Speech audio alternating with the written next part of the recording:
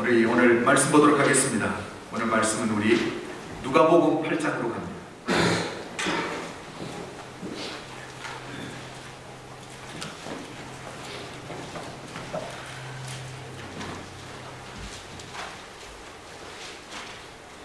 누가복음 8장 22절부터 우리 25절까지 말씀.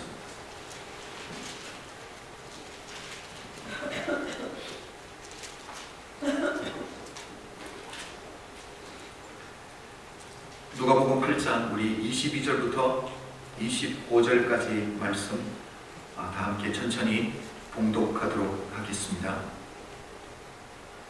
22절입니다. 하루는 제자들과 함께 배에 오르사 저에게 이르시되 호수 저편으로 건너가자 하시매 이에 떠나 행선할 때에 예수께서 잠이 드셨더니 마침 광풍이 호수로 내리침에 배에 물이 가득하게 되어 위태에 앉으라. 제자들이 나와 깨워 가로되 주여 주여 우리가 죽겠나이다 한데 예수께서 잠을 깨사 바람과 물결을 꾸짖으시니 이에 그쳐 잔잔하여 지더라. 제자들에게 이르시되 너희 믿음이 어디 있느냐. 저희가 두려워하고 기이 여겨 서로 말하되 저가 위기에 바람과 물을 명하며 순종하는고 하더라. 아멘. 지난주로 우리 10개월 동안 보았던 사무엘상을 끝내고 어떤 책을 시작할까 한 달 반에서 2달 정도 기도하면서 준비하는데 조금 토픽 설교를 해야 되겠다라는 마음이 들었습니다. 그래서 언제 또 다음 책을 시작할지 모르겠는데 그때까지는 토픽 설교를 할 텐데 이 매주 토픽이 바뀌는 건 아닐 거예요. 오늘 저는 이 중심적으로 나누고 싶은 건 우리가 인생을 살면서 낙담하잖아요, 그렇죠? 이 낙담의 원인이 무엇이고 우리가 낙담할 때 이 낙담하는 이것을 어떻게 우리가 이겨낼 수 있을까? 원인과 해결책을 이야기하려고 하는데 한 몇 주 동안 이 말씀을 가지고 나누려고 합니다. 오늘 우리가 금방 읽었던 누가복음 8장 22절부터 25절 말씀은 사복음서, 그러니까 마태, 마가, 누가, 요한 이 사복음서 중에서 요한복음을 제외한 나머지 세 책, 공강복음이라고 그러죠. 마태, 마가, 누가 이 세 책에는 동일하게 기록되어 있는 사건입니다. 분명한 것은 동일한 사건인데 그 책을 기록한 저자에 따라서 누가 기록했는가에 따라서 표현력과 사용하는 언어들이 많이 달라진다는 사실입니다. 그래서 공강복음을 읽는 재미, 묘미가 특별한 것 같습니다. 특별히 오늘 이 장면, 주님께서 제자들에게 배를 타고 이제 갈릴리 호수 저편으로 가자라고 말씀하시고 제자들이 순종해서 이제 행선을 하기 시작했습니다. 행선에 가는 동안에 어떤 일이 벌어집니까? 광풍을 만나겠죠. 광풍을 만나서 배가 뒤집히려는 상황입니다. 뿐만 아니라 물이 들어와서 이제는 배가 거의 침몰하게 되는 위태로운 상황입니다. 그때 우리 주님은 뭘 하고 계셨습니까? 오늘 본문을 보면 우리 주님이 주무시고 계셨다라고 이야기를 합니다. 자, 제자들이 이런 주님을 깨우면서 했던 말들을 저는 한번 비교해 봤으면 좋겠습니다. 마태, 마가, 누가복음 이 세 개를 보면서 한번 어떻게 표현했는지를 한번 보려고 하는데 다음 슬라이드를 한번 볼까요? 우리 먼저 마태복음 8장 25절을 마태는 이렇게 기록하고 있습니다. 다 한번 읽어보도록 하겠습니다. 시작. 주여 구원하소서 우리가 죽겠나이다. 마가복음 4장 38절입니다. 시작. 선생님이여 우리의 죽게 된 것을 돌아보지 아니하시나이까. 누가복음 8장 24절 오늘 우리가 읽었죠. 시작. 주여 주여 우리가 죽겠나이다. 질문을 하나 드리겠습니다. 제가 너무 쉬운 질문들을 드리니까 우리 성도님들이 너무 쉽게 맞춰서 오늘은 아주 어려운 것으로 준비했습니다. 기대해도 좋습니다. 이 공강복음의 이 저자들이 마태, 마가, 누가 이 세 사람 중에 주님의 제자가 아니었던 사람은 누구입니까? 주님의 제자가 누구였습니까? 라고 물었다면 답이 쉽게 하셨을 텐데 조금 트위스트해서 누가 주님의 제자가 아니었습니까? 라고 물어보니까 선뜻 대답하기 힘드셨죠. 3명 중에 제자는 한 사람밖에 없습니다. 마태, 그렇죠? 텍스 컬렉터, 우리가 세리라고 하는 마태를 제외한 두 사람은 예수님의 제자가 아니었습니다. 누가는 이방인이었죠, 그렇죠? 이방인이었으니까 이미 제외된 거고, 마가는 우리가 사도행전에서 잘 알고 있는 바나바의 친척이라고 알고 있고요. 그리고 또한 베드로의 영적인 아들로 우리가 잘 알고 있습니다. 그러니까 결국 오늘 본문에서 이 광풍이 일어나서 배가 뒤집히려는 상황, 그리고 배에 물이 들어와서 잠기려고 하는 침몰하려는 이 상황, 이 현장 가운데 있었던 사람은 누구였던 거예요? 결국 마태 한 사람밖에 없었던 거예요. 그렇죠? 그렇다면 두 사람은, 마가와 누가는 결국 뭐예요? 어느 누군가로부터 들었던 이야기를 기록하고 있다는 거죠. 그래서 이야기할 수 있는 것은 그날 그 현장에서 정말 있었던 그 일, 현장감 넘치게 사실에 근거해서 기록하고 있는 사람은 누굴까요? 마태였다는 거죠. 그래서 오늘 이 세 가지를 비교해서 보여주는데, 마태복음 8장 25절이 그날 있었던 그 현장에서 가장 사실에 근접하게 기록되어 있다라고 말씀을 드려도 괜찮겠죠.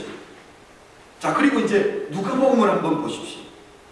누가복음을 보면 마태복음과 거의 비슷합니다. 앞부분은 조금 다르지만 뒤에 나오는 부분, 우리가 죽겠나이다 라는 것은 한자도 틀리지 않고 동일합니다. 그 현장에 있지 않았지만 어느 누군가에게 들었던 이야기, 자기가 이 자료들을 수집했던 이것들이 정확하게 잘 수집했다라는 것을 알 수 있습니다. 그런데 마가복음은 조금 다릅니다. 분위기가 확 달라요. 그렇죠? 마가복음은 어떻습니까? 마태복음과 누가복음에 비해서는 아주 극적이다라고 말할 수 있어요. 그렇죠? 조금 드라마틱하게 적혀 있다라고 말합니다. 여러분 생각해 보십시오. 주여 주여 우리가 죽겠나이다. 이것보다는 표현력이 조금, 선생님이여 우리가 죽게 된 것을 돌아보지 아니하십니까? 조금 드라마틱하지 않습니까? 드라마를 보는 듯한 이런 느낌. 그래서 제가 한번 생각해 봤죠. 왜 이럴까? 여러분, 마태는 주님의 제자가 되기 전에 직업이 뭐였습니까? 세리였습니다. 텍스 컬렉터. 그래서 그런지 마태복음을 보면 특별히 군더찡대가 없습니다. 아주 정교하게 글들이 잘 적혀 있습니다. 그래서 이 감정적인 부분, 이런 부분들이 오늘 조금 제외된 것 같기도 합니다. 누가는 어떻습니까? 누가는 주님의 제자가 되기 전에 직업이 의사였죠. 우리가 의사하면 가지고 있는 선입견 무엇입니까? 조금 차갑고 냉정하고 똑똑하고 뭐 이런 선입견들이 있습니다. 그런 편견들이 있는데 누가의 글들을 읽어보면 그런 편견들을 완전히 깨트립니다. 주님이 의사여서 그런지, 특별히 주님이 우리 인간의 육신적인 질병, 정신적인 질병을 주님이 치유해 주시는 것을 누가가 참 많이 기록을 하고 있다라는 사실입니다. 그리고 어느 누구도 기록하고 있지 않는 겟세마네 동산에서 베드로가 말고의 길을 잘라버린 것을 주님이 붙여주는 이 사건, 누가만 기록하고 있습니다. 저는 이렇게 한번 생각해 봤습니다. 자기가 의사인데 이 인간의 의술을 뛰어넘어서 역사하시는 그 주님의 주님 대신 우리 인간의 한계를 넘어서서 역사하시는 그 주님은 의사이면서 누가가 주님에 대해서 이야기하고 싶지 않았을까라는 생각을 해보았습니다. 자, 그런데 마가는 어떠냐는 거. 마가는 제가 앞에서도 말씀드렸지만 마가는 베드로의 영적인 아들이다라고 말씀을 드렸죠.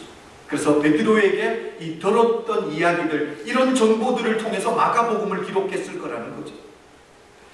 그래서 많은 신학자들은 마가복음을 베드로 복음이다라고도 이야기합니다. 베드로의 영향을 많이 받았기 때문에. 그래서 그런지 오늘 주님을 깨워서 이야기하는 다른 사람들이 표현했던 것보다는 베드로의 성격, 다혈질이고 급하고 이렇게 한 성격하는 그런 느낌들이 조금 더 나지 않습니까? 선생님이요, 우리가 죽게 되었어 돌아보지 아니하시나이까. 이렇게 조금 더 드라마틱하게 표현이 된 것 같습니다. 그래서 이런 조금 저자들의 차이들을 보면서 성경을 읽어보면 성경을 읽는 묘미가 훨씬 더 한층 더하게 된다는 사실이죠. 여러분들은 그냥 성경을 읽으면서 그냥 쉽게 넘어가실 수 있는 건지 몰라도 저는 오늘 본문을 읽으면서 이해가 되지 않는 부분이 있었어요. 오늘 상황을 보면 광풍이 일어나서 배가 뒤집힐 형편입니다. 물이 들어와서 배가 거의 침몰할 상황입니다. 여러분, 이런 상황에서 주님이 무엇을 하고 계셨습니까? 주님이 주무시고 계셨다라고 이야기를 하고 있습니다. 그런데 저는 이게 이해가 안 되는 거예요. 저는 바닷가에서는 성장하지 않았습니다. 그런데 바닷가에서 늘 가까운 곳에 살았기 때문에 제가 성장할 때 제 친구들 중에 부모님이 어부였던 친구들이 참 많습니다. 그래서 친구 집에 놀러 갔다가 한국에 이렇게 노저 가는 배 있잖아요, 여러분. 바닷가에서 노져서 가는 배. 그런 배들을 탔던 적이 제법 많이 있는데 친구들은 늘 그렇게 성장했으니까 괜찮지만 저처럼 도시 사람들은 처음 탔을 때 얼마나 불안했는지 모릅니다. 미국처럼 이 라이프 재킷이 있는 게 인포스 되는 게 아니잖아요, 그렇죠? 그런 안전이라는 개념이 우리 어릴 때는 없었거든요. 그래서 저는 늘 불안했었는데 저는 제가 성장했던 30년, 한 35년 전의 배도 그 정도로 불안했다면 여러분, 오늘 본문에서 일어나는 사건은 주님 시대 몇 년 전이에요? 2000년 전에 갈릴리 호수에서 어부들이 자기의 직업 때문에 가지고 있는 배, 물고기를 잡기 위한 배니까 여러분, 안락이라든지 안전이라는 개념은 전혀 고려하고 만든 배가 아니라는 사실이죠. 그래서 오늘 본문처럼 풍랑이 일어나면 뱃속에서 어디 숨을 데가 있습니까? 풍랑을 피해서? 그런 배 아닙니다. 그냥 파도 치면 배 안에서 파도 다 들어맞아야 되는 게 바로 이런 배라는 거죠. 그런데 이런 상황에서 주님께서 잠을 주무시고 계셨다라는 거죠. 배는 균형을 잃고 언제 뒤집어질지 모르는 상황이고 배에는 물이 가득해서 여러분, 그 장면을 한번 상상해 보십시오. 그림을 그려보십시오. 제자들은 어떻게든 살아보겠다고 물을 퍼내고 있고 우리 주님은 주무시고 계신 그 장면. 주님께서 완전히 골아떨어지셨어요. 우리 중에도 잠이 들면 이렇게 주무시는 분들이 있다는 이야기들 제가 들었던 적이 있습니다. 혹시 나도 이 정도 잡니다 하는 사람 있으세요? 잠이 들면 누가 업어가도 모르는 분? 여러분, 이렇게 주무시는 분들이 복받은 분들이에요. 보십시오. 주님도 이렇게 주무셨습니다. 그리고 요나도 한번 생각해 보십시오. 배 밑창에서 다른 사람들을 살겠다라고 배의 기구들까지 다 버리는 그 상황에서 잠이 들었습니다. 뿐만 아니라 바울은 어떻습니까? 로마로 끌려가는 그 길에 유라굴로 광풍을 만나서 모든 사람들이 이제 죽었다라고 절망하는 그 순간에 바울은 잠잔 것은 아니지만 사람들을 위로했던, 여러분, 환경을 뛰어넘어서 누리는 평강은 주님이 함께 할 때만 누리는 줄로 믿습니다. 반대로 아주 예민한 분들이 있을 수 있습니다. 저는 잠을 참 잘 자는 편인데 이 말씀이 안 풀릴 때가 있어요. 설교 준비가 잘 안 될 때. 그때 참 스트레스 받거든요. 그래서 자리에 누우면 여러분, 탁장시계, 배터리로 가는 그런 시계들 있잖아요. 가까이서 들어보면 차칵 소리가 나는데 스트레스 받고 누우면 그 소리 때문에 잠을 잘 수가 없는 거예요. 혹시 늘 그런 분 계세요? 늘 그런 분? 여러분, 예민하신 분들이 낙심하기가 쉽습니다. 그래서 오늘 우리가 찬양했듯이 나 어느 곳에 있든지 늘 마음이 편하다, 이 복을 받아 누리는 믿음의 사람들이 되시길 주님의 이름으로 축복합니다. 아멘. 자, 이렇게 잠에 골아떨어진 주님을 깨우면서 제자들이 했던 말, 저는 이 셋 중에서 마가복음의 글을 가지고 이야기를 하려고 합니다. 우리의 죽게 된 것을 돌아보지 아니하시나이까. 여러분, 제자들이 주님을 깨우면서 느꼈던 감정을 한번 생각해 보죠. 우리 감정의 동물이니까. 여러분, 제자들이 어떤 감정을 느꼈을까요? 한번 생각해 보자는 거죠. 이렇게 다급한 상황, 광풍이 일어나서 배는 뒤집히려고 하고 배에 물이 들어와서 잠기려는 이 상황에 제자들이 느꼈던 감정, 아니 주님 계셔서 물 퍼내는 거라도 좀 도와주시지, 이런 생각 안 들었을까요? 그렇잖아요. 자기들은 어떻게든 살아보겠다고 몸부림치는데 주님은 골아 떨어졌습니다. 그런 주님의 모습을 볼 때 제자들이 어떤 생각을 했겠냐는, 우리가 잘 알듯이 주님의 제자들의 대부분은 어부 출신들입니다. 바닷사람들, 한 성격들 하잖아요. 그렇죠? 그냥 주님을 깨울 때 주님 존경하고 공의를 표해서 부드럽게 깨웠겠습니까? 주무시고 계시니까 바로 뻥 차면서 깨우지 않았을까? 저는 그런 생각을 한번 해봅니다. 제자들의 대부분이 바닷사람이니까, 특별히 야고보와 요한의 형제, 주님이 붙여뒀던 별명이 뭡니까? 천둥의 아들들입니다. 어부들인데도 거기에다가 성격이 얼마나 더 급했으면 천둥의 아들들이었습니까? 거기도 베드로도 있었죠. 여러분, 자기들은 죽겠다고 난리를 치고 있는데 주무시고 계신 주님을 깨우면서 제자들이 느꼈던 감정은 불평하는 마음, 원망하는 마음, 이런 마음이 아니었을까?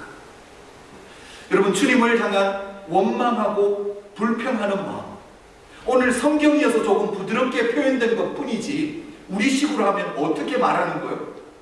주님은 우리가 물에 빠져 죽어도 눈 하나 깜짝하실 분이 아니에요 라고 이야기합니다.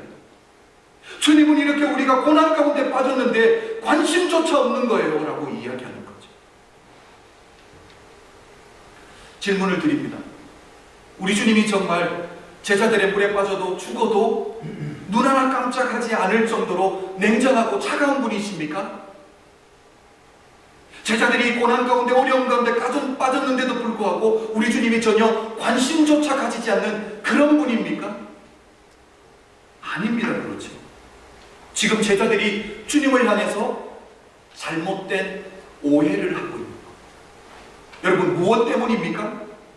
그 위태로운 현장 가운데서 자기들이 생각할 때는 어떻게든 우리를 좀 도와줘야 될 것 같은데 함께 물 퍼내는 거라도 도와주셔야지 우리에게 관심을 가지는 것처럼 생각할 텐데, 그 상황에 주무시고 계신 그 주님의 모습을 보니까 오해하게 됩니다.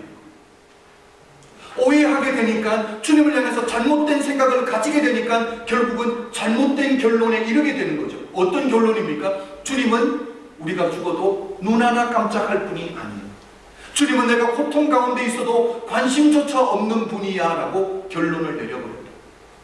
여러분, 우리도 인생을 살다가 이런 일들이 얼마나 많습니까? 잘못된 오해 때문에 잘못된 결론에 이를 때가 너무 많다라는 거죠. 그렇잖아요.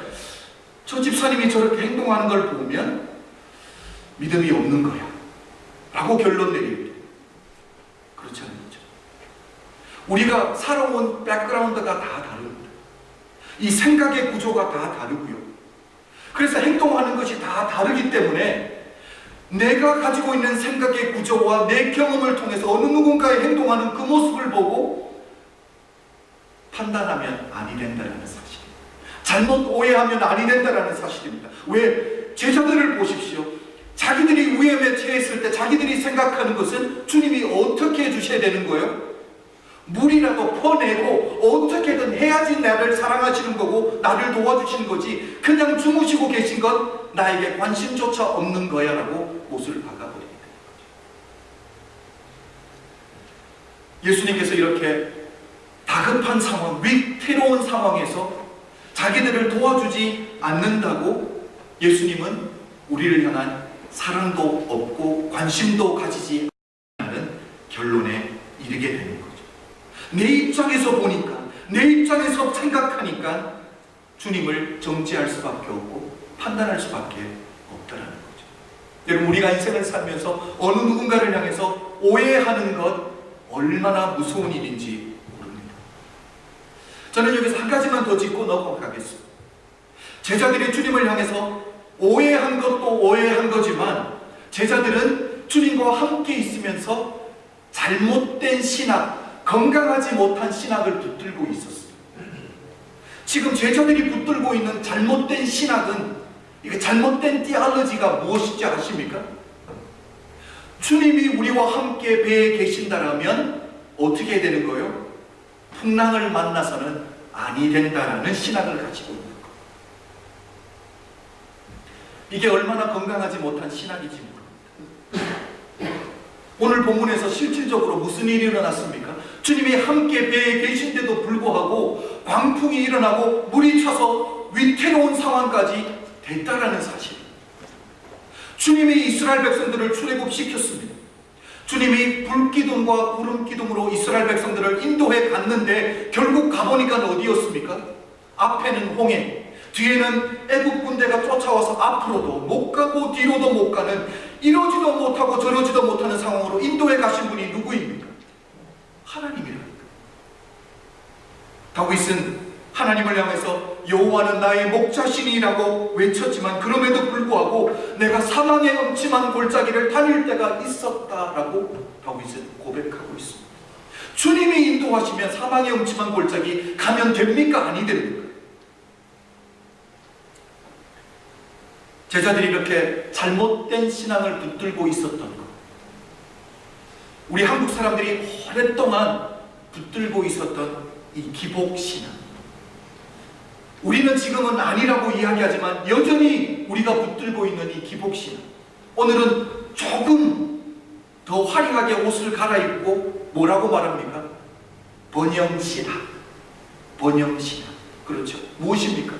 예수 믿으면, 예수 믿는 사람은 무조건 복받아야 되고 무조건 형통해야 되고 자식들 다 잘 돼야 되고 가정에 아무 문제 없어야 되는 이 기복신앙과 번영신앙, 주님이 보실 때 건강하지 않다라는 거죠. 주님이 오늘 우리에게 말씀해 주시는 것이 무엇입니까? 주님이 함께 배에 타고 있는데도 불구하고 우리 인생 위태로워질 수 있다는 사실입니다.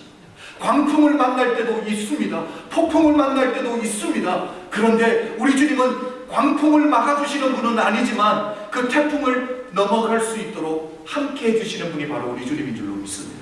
우리 사무엘상에서 보았잖아요. 사울 왕이 다윗에게 창을 던지는 것, 그것은 미리 막아주시지는 않았지만 창이 날라올 때 피할 길을 열어주시는 분은 바로 우리 하나님이라는 사실입니다.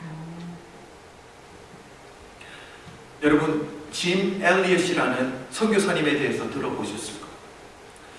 선교사님은 복음을 전하기 위해서 에콰도르에 있는 아우카 부족에 복음을 전하러 들어가셨다가 29살의 젊은 나이에 순교를 당하시게 됩니다. 위튼 칼리지, 여러분 다 들어보셨을 거예요. 아주 좋은 대학입니다. 이 위튼 칼리지에 이 5명의 이 수제자들, 이 친구들, 이 짐 엘리엇 목사님, 선교사님과 4명의 친구들이 하나님의 복음을 한 번도 들어보지 못한 이 아우카 부족에게 복음을 들고 들어갔다가 복음의 복자도 한번 이야기해보지 못하고 이 부족 사람들에게 축창에 질려서 순교를 하게 됩니다. 5명이 총을 다 차고 있었습니다. 그런데 어느 누구도 총을 사용하지 않고 축창에 질려서 다 순교를 당하게 되죠. 더 놀라운 것은 짐 엘리엇 선교사님이 순교하신 이후에 아내인 엘리자베스 엘리엇 선교사님이 자녀를 데리고 자기 남편을 죽인 아우카 부족에게 복음을 전하기 위해서 찾아가요. 기적이 일어났을까요? 아니 일어났을까요? 기적이 일어나기 시작했습니다. 하나님의 복음이 전해지고 그 부족이 예수 믿는 부족이 되었습니다. 더 놀라운 것은 추장이 예수 그리스도를 영접하고 목사가 되는 기적이 일어났다는 이야기입니다. 여러분, 남편인 짐 엘리엇 선교사님이 죽은 이후에 목사님이 남긴 이 글들과 그리고 일기 그리고 설교들을 모아서 아내인 엘리자베스 여사가 전능자의 그늘, Shadow of the Almighty라는 책을 펴내게 됩니다.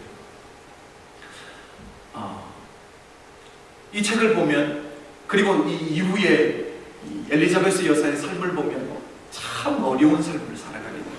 어려운 삶, 고난의 연속입니다. 29살에 남편이 순교했습니다. 그것도 복음을 전하러 갑니다. 그리고 세월이 지나서 재혼을 하게 됩니다.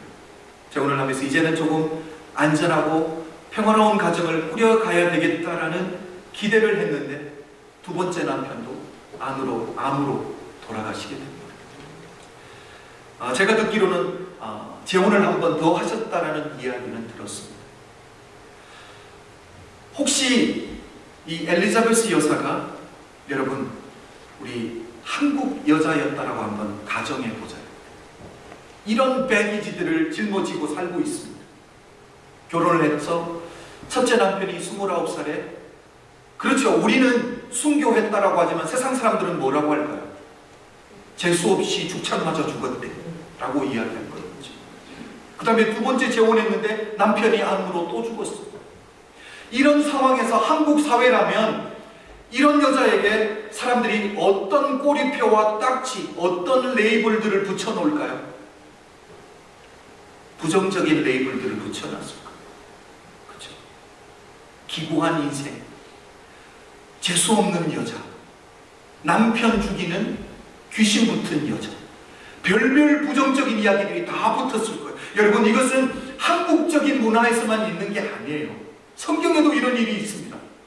창세기 38장을 보십시오. 야곱의 12아들 중에 유다, 예수님의 조상 유다가 있습니다. 유다에게는 세 아들이 있습니다. 첫째 아들 장자인 엘이 장가를 갑니다. 그런데 자식이 없이 죽게 됩니다. 그래서 이 전통상 둘째 아들인 오난이 형수인 다말과 결혼을 하게 되죠. 그런데 이 둘째 아들인 오난이 형수와 자식을 놓는 것을 싫어합니다. 왜 그럴까요? 그 이유는 설명해 주지 않지만 우리가 쉽게 이해할 수 있는 것은 자식을 놓아도 그게 내 자식이 아니라 누구의 자식입니까? 형님의 자식이에요. 자, 형님이 자식 없이 죽으면 아버지의 재산이 4개로 돌아올 텐데, 형님이 자식이 후손이 생기면 아버지의 재산이 어떻게 돼야 되는 거예요? 나누어지게 되는 거니까 재산 나누기 싫어서 자식 놓기를 원치 않았어요. 그런데 그 마음을 아시는 하나님께서 악하게 여기셔서 오난을 죽여버립니다. 자, 우리는 오난이 죽은 이유를 잘 알고 있습니다. 하나님의 말씀에 불순종해서 하나님 보시기에 악하기 때문입니다. 그런데 아버지인 유다는 그렇게 생각 안 하더라고요. 어떻게 생각할까요? 여자 하나 잘못 들어와서 집안 다 말아먹는다고 생각하는 거죠. 자식들 다 잃게 생겼다는 거죠. 부정적인 이 꼬리표들을 딱딱 이 며느리에게 붙여놓는 거죠. 막내 아들 셀라가 있는데 막내 아들을 주지 않습니다. 막내 아들까지 잃고 싶지 않다라는 거. 여러분, 한국적인 사회만 일어나는 일이 아니에요. 전 세계적으로 사람들은 거기서 거기거든요. 여러분, 엘리자베스 여사가 여러분 이런 형편에서 사람들은 이야기를 하지 않지만 부정적인 꼬리표들을 수없이 붙여놨어요. 그런데 그런 상황에서 전능자의 그늘이라는 책을 보면 자기의 신앙을 이렇게 고백하고 있습니다. 제가 그대로 한번 읽어드릴게요. 하나님은 하나님이시다. 그분이 하나님이시기에 그는 나의 예배와 헌신을 받기에 합당하시다. 나는 다른 어떤 곳이 아니라 그분의 뜻 안에서만 평안을 찾는다. 그분의 뜻은 나의 최대의 상상력으로도 측정할 수 없고 말할 수 없고 무한한 것이다. 여러분, 얼마나 위대한 신앙의 고백입니까? 모든 사람들이 저주받은 여자라고, 치마를 말아먹는 여자라고, 남편 죽이는 귀신이 붙었다라고 이 꼬리표들을 붙여놨는데 그 상황에서 엘리자베스 여사가 고백하는 것이 무엇입니까? 나의 평강은 하나님의 뜻 안에 있을 때만 평강을 누린다 라고 고백을 하고 있습니다. 자신에게 이런 어려운 일들이 끊임없이 반복적으로 일어나는 것 이해할 수 없습니다. 이해되지 않습니다. 그럼에도 신앙의 고백은 무엇입니까? 나의 평강, 나의 안위, 나의 위로는 하나님 뜻 안에 있을 때입니다 라고 고백하고 있는 줄로 믿습니다. 엘리자베스 여인이 자기가 처했던 현실과 상황은 고통스럽습니다. 어렵습니다. 이해되지 않는 일들이 끊임없이 일어나고 있지만 우리 하나님을 향해서 건강한 신앙을 품고 있었고요. 하나님을 향해서 오해하지 않았어요. 하나님이 내게 이런 어려움들을 계속 허락하신다면 하나님은 나를 사랑하지 않아 라고 오해하지 않았어요. 내 가정이 이렇게 끊임없이 깨어진다라는 사실은 사람이 내게 관심조차 없어. 내가 이렇게 힘들어서 죽어도 우리 하나님 눈 하나 깜짝하실 분이 아니야 라고 오해하지 않는다는 사실. 사랑하는 성도 여러분, 믿음의 사람은 무슨 일이 있어도 하나님을 향한 건강한 신앙, 건강한 신학을 붙들고 있어야 되는 줄로 믿습니다. 그래서 믿음의 사람이 건강한 신학을 붙든다는 게 얼마나 중요한지. 로마서 12장 2절을 제가 한번 읽어드리겠습니다. 너희는 이 세대를 본받지 말고 오직 마음을 새롭게 함으로 변화를 받아 하나님의 선하시고 기뻐하시고 온전한 뜻이 무엇인지 분별하도록 하라. 무엇을 새롭게 하라고요? 우리의 마음을 새롭게 하라는 거. 마음. 우리의 생각을 하나님 앞에서 바르게 하라는 거. 바꾸라는 거죠. 왜? 잘못된 생각은 결국 잘못된 결과를 이루어낼 수밖에 없기 때문입니다. 여러분, 그리스도 안에서 은혜로 영생을 받아서 살아가는 우리는 이 시대가 말하고 있는 이 번영의 가치관, 이 시대가 우리에게 말해주고 있는 출세의 가치관, 인생관, 세계관, 이것이 아니라 오늘 주님이 말하고 있는 마음 변화를 받아 새롭게 하는 것. 누구의 마음이겠냐는 것. 예수 그리스도의 마음인 줄로 믿습니다. 예수 그리스도의 생각의 구조로 아예 생각을 뜯어 고쳐버리라는 것. 그래서 주님이 바라보시는 그 눈, 그 시선, 주님의 관을 가지라는 거예요. 주님의 세계관, 우리 주님의 인생관, 우리 주님의 직업관, 우리 주님의 신앙관, 우리 주님이 바라보시는 그 관을 가져야 되는 줄로 믿습니다. 여러분, 성경을 보면 사단은 우는 사자와 같이 삼킬 자를 찾는다고 했습니다. 여러분, 사단이 바보입니까? 아무나 삼키려고 하지 않을 거예요. 사단이 삼키려고 하는 자들의 특징이 뭘까를 한번 생각해 보자. 낙심한 자, 낙심. 주님을 향한 오해. 내가 이렇게 어려운 가운데 있는데도 주님 나를 구원해 주시지 않고 주님 나를 회복시켜 주지 않는 것은 주님 나를 사랑하시지 않고 주님을 향한 오해, 잘못된 건강하지 못한 신학을 가지게 되면 낙심하는 거죠. 낙심될 때 있습니다. 그러나 믿음의 사람들은 낙심될 때에 주님의 십자가 앞에 엎드려야 되는 줄로 믿습니다. 사랑하는 성도 여러분, 지금 여러분으로 하여금 낙심되게 만드는 것들이 무엇이 있습니까? 여러분으로 하여금 낙담되게 만드는 것이 무엇이 있습니까? 가정입니까? 관계입니까? 직장입니까? 건강입니까? 내일을 알 수 없는 불안함입니까? 아니면 이민생활 가운데서 이 이민법들로 인해서 당하는 어려움들입니까? 무엇이 우리를 낙담하게 만드냐? 교회 올 때 오늘 다 짊어지고 왔던 그 낙담, 주님의 십자가 앞에 다 내려놓았는데 돌아가실 때는 그거 짊어지고 가지 마십시오. 주님 앞에 내려놓고 주님이 짊어지실 수 있도록 주님 앞에 다 맡겨드리는 하나님의 사람들이 되시길 주님의 이름으로 축복합니다. 그래서 우리가 이렇게 낙심될 때 우리가 해야 될 것이 있습니다. 저는 그 세 가지로 한번 나누어 보았습니다. 첫 번째, 믿음을 점검해야 합니다. 낙심될 때 다른 걸 돌아보는 게 아니라 내 믿음을 점검해야 봐야 됩니다. 여러분, 오늘 주님이 이렇게 주님을 오해하고 건강하지 못한 신앙을 붙들고 있는 제자들을 향해서 뭐라고 물어보셨습니까? 25절을 보면 주님이 물어본 게 있습니다. 오늘 본문, 너희 믿음이 어디 있느냐? 너희 믿음이 어디 있느냐? 여러분, 주님이 제자들에게 너희 믿음이 어디 있냐라고 물어보셨던 것은 제자들에게 믿음이 있다라는 거예요? 없다라는 거예요? 어려운 질문 아닌데 눈을 안 맞추시려고 하시네요. 주님이 너희에게 믿음이 어디 있느냐라고 물으는 것은 제자들에게 믿음이 있다라는 거예요? 없다라는 거예요? 없다라는 게 아니에요. 있는데 어디 있냐라는 거예요. 있는데 안 쓰고 뭐 하냐라는 거예요. 믿음이 있는데 이럴 때 사용하지 않고 언제 사용할래라고 주님이 물어보시고, 겨자씨만한 믿음만 있어도 이 산들어 들리어 바다에 빠지라고 하면 그렇게 된다라고 주님 말씀하셨습니다.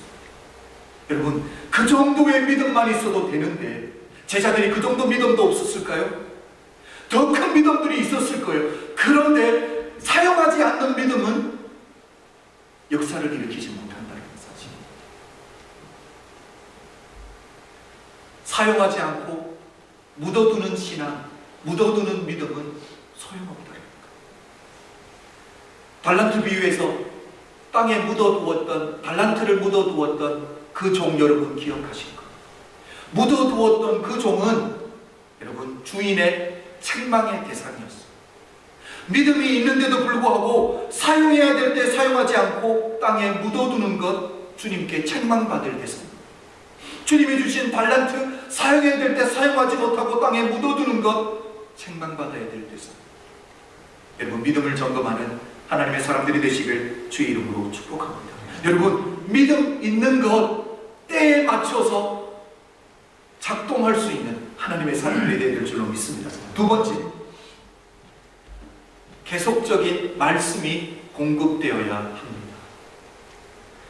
여러분, 말씀이 공급이 끊어지면 영적으로 낙심은 금방 찾아옵니다. 무슨 일이 있어도 예배 가운데 나와야 되는 줄로 믿습니다. 예배의 자리를 지켜야 되는 줄로 믿습니다. 이제 만연 겨울이 됐죠. 12월 첫째 주니까 어제 새벽 기도보다 오늘 아침에 나오는데 훨씬 추워졌더라고요. 여러분, 겨울이 추워지면, 날씨가 추워지면 우리는 가장 먼저 하는 게 뭡니까? 집에서 히터를 켜잖아요. 그렇죠? 그리고 히터를 포러블 히터라고 생각하면 가까이 가면 그 열기가 빨리 전해지잖아요. 그렇죠? 우리도 인생을 살다 보면 우리의 신앙이 한기를 느낄 때가 있어요. 정말 차가울 때가 있습니다. 그때 히러를 가까이 나가야 되는데 영적인 히러가 무엇이겠냐는 거예요. 바로 예배인 줄로 믿습니다. 우리를 영적으로 후끈 달아오르게 만들 수 있는 건 예배입니다. 여러분, 예배의 자리를 지켜내는 하나님의 사람들이 되시길 주의 이름으로 축복합니다. 여러분, 예배를 통해서 말씀이 공급될 뿐만 아니라 이 말씀이 공급된 이 말씀을 내가 어떻게 사용할 수 있는지 지혜를 배우는 게 예배예요. 우리 주님을 보십시오. 말씀 공급은 이미 되어 있었습니다. 왜? 주님 자체가 말씀이었으니까. 그런데 우리 주님이 때에 맞추어서 말씀을 사용하셔야 되잖아요. 그렇죠? 사단의 유혹이 있을 때 믿음을 발동해서 하나님의 말씀으로 사단의 유혹을 이겨내시는 줄로 믿습니다. 여러분, 이게 믿음의 사람이라는 거예요. 마지막 세 번째입니다. 섬김의 자리로 나아가야 합니다. 여러분, 신앙생활 해보신 분들은 다 아실 거예요. 섬기지 아니하고 봉사하지 아니하고 신앙은 결코 성장할 수 없어요. 내려놓으면 손해볼 것 같고 잃어버릴 것 같은데 하나님이 다 채워주실 줄 믿습니다. 여러분, 세상이 가르쳐주는 것과 하나님의 나라가 가르쳐주시는 건 다릅니다. 세상은 섬김을 받는 자가 큰 자입니다. 그런데 하나님 나라는 섬기는 자가 큰 자인 줄로 믿습니다. 그 본을 보이신 분이 우리 주님인 줄로 믿습니다. 주님은 스스로 분명하게 말씀하셨습니다. 주님은 섬김을 받으려 오신 분이 아니라 섬기려 하고 당신의 생명까지도 대선물로 주시기 위해서 오신 분이 바로 주님입니다.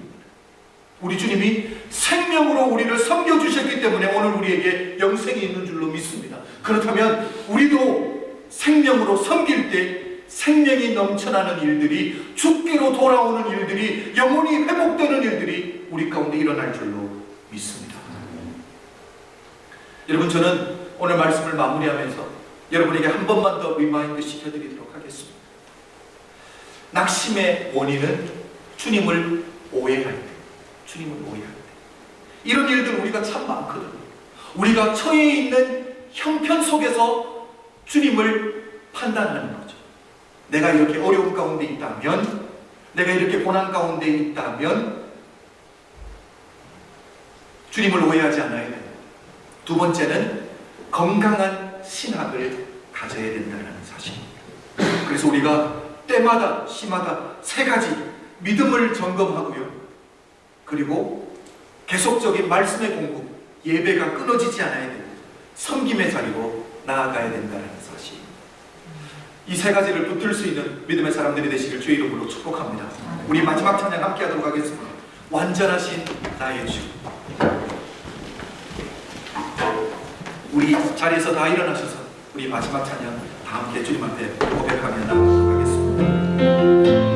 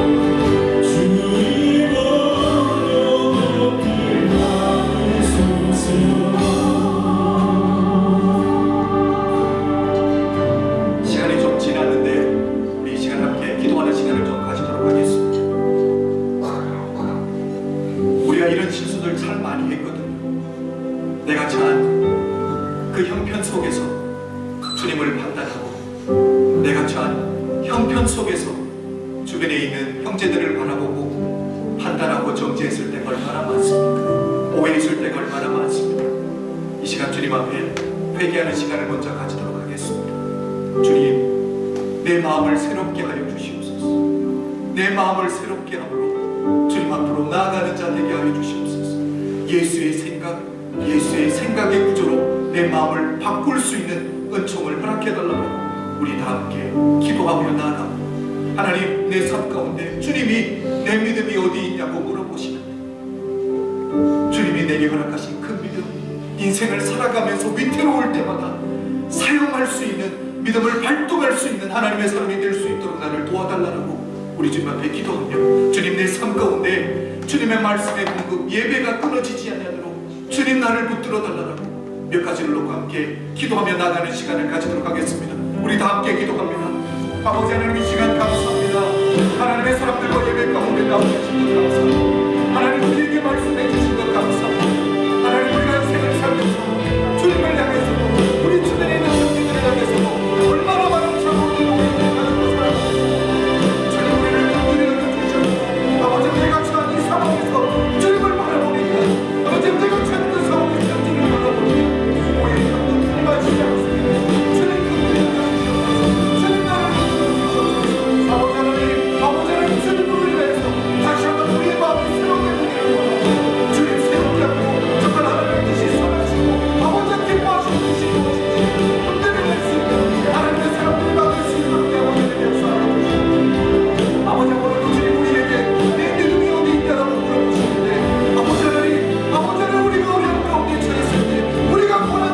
갇혀있을 때 아버지 뒤로 물러가 죽기를 받는 것입니다. 아버지 믿음을 발견하고 아버지 믿음을 사용해서 하나님의 나라를 붙들고 계시고 하나님의 나라를 이루어야 되고 하나님은 내 생명이 되신다는 신앙의 고백이 아버지 우리 가운데서 나올 수 있도록 주여 역사하여 주셔서 아버지 그래서 오늘도 우리 가운데 예배가 있게 하시는 것 감사합니다. 예배가 끊어지지 않게 하여 주셔서 말씀이 공급되게 하여 주셔서 신앙 위에 안수지 뿌리게 하는 것을 주의해주시고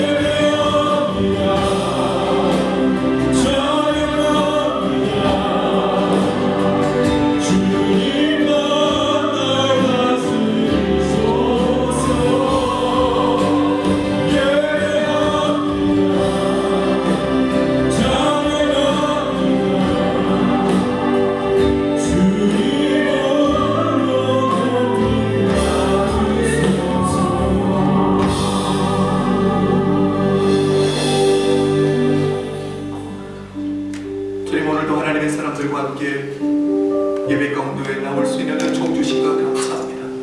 우리 삶의 예배가 끊어지지 아니하게 내 아버지 하나님 은혜 베풀어 주시옵소서. 오늘도 하나님의 사람들이 주님 앞에 나올 때 빈손으로 나오지 않고 귀한 예물을 드렸습니다. 하나님 이것은 우리의 일부분이 아니라 이것이 우리의 전부이고 이것이 우리의 신앙입니다. 주님 우리의 주인 되시고 우리는 청직이라는 아버지 하나님 그런 믿음의 발동으로 드리는 것 주님이 기뻐 받아주시는 줄로 믿습니다. 주님 우리가 드린 것들로 인해서 하나님의 교회가 세워지며 이 땅 가운데 주의 복음이 전해지는데 하나님 사용하여 주시옵소서. 지금은 우리 주 예수 그리스도의 은혜와 독생자를 아낌없이 허락하신 하나님 아버지의 극진하신 사랑과 성령님의 감화감동 역사하심이 오늘 이곳에 모인 모든 성도님들 머리머리 위에 지금부터 영원토록 함께 계실지어다. 아멘.